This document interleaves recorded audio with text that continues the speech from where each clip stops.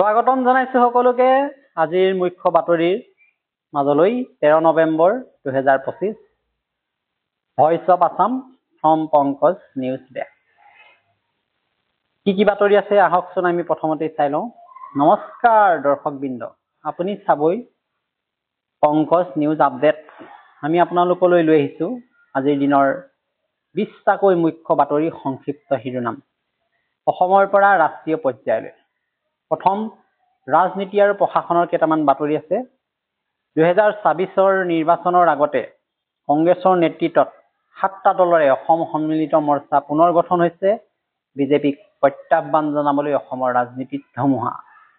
অসম চৰকাৰে বহু বিবাহ নিষিদ্ধ কৰা আইন অনুমোদন জনাইছে। উলংঘন কৰিলেই হ'ব 7 বছৰলৈকে কাৰাদণ্ড। বিহাৰ নিৰ্বাচনৰ ভোট গণনা কাইলৈ 14 নৱেম্বৰ। দেশজুৰি অপেক্ষা। প্ৰধানমন্ত্ৰী মোদী ভূটান ভ্ৰমণত নতুন সীমান্ত ইমিগ্ৰেশ্যন চেক পোষ্ট স্থাপনৰ ঘোষণা। বিত্তমন্ত্ৰী নিৰ্মলা সীতাৰমণৰ নাগালেণ্ড ভ্ৰমণ।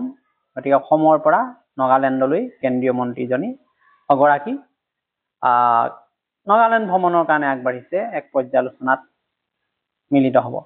নিৰাপত্তা আইন শৃংখলাজনিত কেইটামান হেডলাইন আছে। দিল্লীৰ লালকিল্লা বিস্ফোৰণ তদন্তৰ দায়িত্ব ন্যায়ক দিয়া হৈছে। এই কাণ্ড সন্ত্ৰাসবাদী ঘটনা ঘোষণা কৰা হৈছে। অসমত আপত্তিজনক পোষ্টৰ বাবে গ্ৰেপ্তাৰ 15 জনলৈ বৃদ্ধি। মুখ্যমন্ত্ৰীৰ কঠোৰ নিৰ্দেশনা যে দিল্লীৰ বিস্ফোৰণৰ লগত জড়িত কোনো লোককে ৰেহাই দিয়া নহ'ব। কাশ্মীৰত হোৱাইট কালাৰ নেটৱৰ্ক সন্দৰ্ভে তদন্ত। সন্ত্ৰাসবাদীক লজিষ্টিক সমৰ্থন যোগানৰ অভিযোগ। গুৱাহাটীত ড্ৰাগছ অভিযানত মেঘালয়ৰ মহিলা সৰবৰাহকাৰী আটক। স্বাস্থ্য পৰিৱেশ বিজ্ঞানৰ ওপৰত ভিত্তি কৰি কেইবাটাও হেডলাইন আহিছে। কেন্দ্ৰই মুকলি কৰিলে 383 কোটি টকাৰ ৰাষ্ট্ৰীয় এক স্বাস্থ্য অভিযান জনতিক ৰোগৰ মোকাবিলাৰ উদ্দেশ্যে। উত্তৰ ভাৰতত শীতল ঢৌৰ সতৰ্কতা। IMDৰ আগজাননী। দিল্লী NCRত বায়ু প্ৰদূষণ অতি বেয়া স্তৰলৈ গতি কৰি আছে। জনস্বাস্থ্যৰ আশংকা কৰা হৈছে। ইছৰোৱে গগনযানৰ পেৰাচুট পৰীক্ষা সফলভাৱে সম্পন্ন কৰিলে। গতি ভাল খবৰ। ক্ৰীড়া আৰু সংস্কৃতিৰ কেইটামান খবৰ আছে। ভাৰতক 2047 ভিতৰত বিশ্বৰ শীৰ্ষ 5 ক্ৰীড়া ৰাষ্ট্ৰৰ ভিতৰত স্থান দিয়াৰ লক্ষ্য স্থিৰ কৰা হৈছে। বিশ্বকাপ জয়ী তাৰকা উমা চেত্ৰীক আদৰণি জনোৱাক লৈ বিতৰ্ক অব্যাহত আছে। উত্তৰাখণ্ডত আৰম্ভ হৈছে 28তম বন ক্ৰীড়া সাংস্কৃতিক সন্মিলন। 42টা দলে অংশগ্ৰহণ কৰিছে। 3300 খেলুৱৈ। খেলো ইণ্ডিয়া বিশ্ববিদ্যালয় গেমছৰ লোগো আৰু মাস্কট উন্মোচন জয়পুৰত। ছিকিমৰ লেপচা বাদ্যযন্ত্ৰ টুংবুক আৰু পুমটুং পুলিত লাভ কৰিলে GI টেগ। আকৌ এবাৰ কৈছো, ছিকিমৰ লেপচা বাদ্যযন্ত্ৰ টুংবুক পুমটুং পুলিয়ে লাভ কৰিলে GI টেগ। অতি ভাল খবৰ ছিকিমৰ বাবে। অৰ্থনীতি ব্যৱসায়ৰ লগত জড়িত কেইটামান খবৰ। কেন্দ্ৰীয় বিত্ত মন্ত্ৰালয়ে আৰম্ভ কৰিলে 2026-27 বাজেটৰ পূৰ্ব পৰামৰ্শ বৈঠক। ভাৰতীয় ষ্টক মাৰ্কেট আজিও স্থিৰ। বৈশ্বিক অস্থিৰতাৰ মাজত সামান্য উত্থান পতন।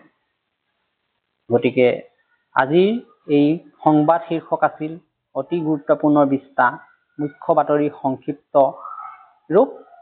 গতিকে আপোনালোকে চাই থাকক পংকজ নিউজ ডেস্ক লাইভ। খবৰৰ সত্য কণ্ঠ, অসমৰ প্ৰতিনিধিত্ব, প্ৰতিধ্বনি। গতিকে মোৰ পেজ পংকজ বৰাৰ পেজখন নিশ্চয় আপোনালোকে লক্ষ্য কৰিছে। ফলো কৰিবলৈ নাপাহৰিব। লগতে মোৰ ইউটিউব চেনেল জ্ঞান সাগৰ সলিউশ্যন নিশ্চয় ছাবস্ক্ৰাইব কৰিব। খবৰৰ লগতে শিক্ষা বিষয়ৰ লগত জড়িত ক্লাছ 1ৰ পৰা ইউনিভাৰ্চিটিলৈকে সকলো ধৰণৰ কণ্টেণ্ট উপলব্ধ পংকজ বৰাৰ এই পেজত। লগতে জ্ঞান সাগৰ সলিউশ্যন মোৰ ইউটিউব চেনেলত। গতিকে লাইক কৰক, শ্বেয়াৰ কৰক, ফলো কৰিবলৈ নাপাহৰিব। See you tomorrow with fresh headlines. ধন্যবাদ। Good evening.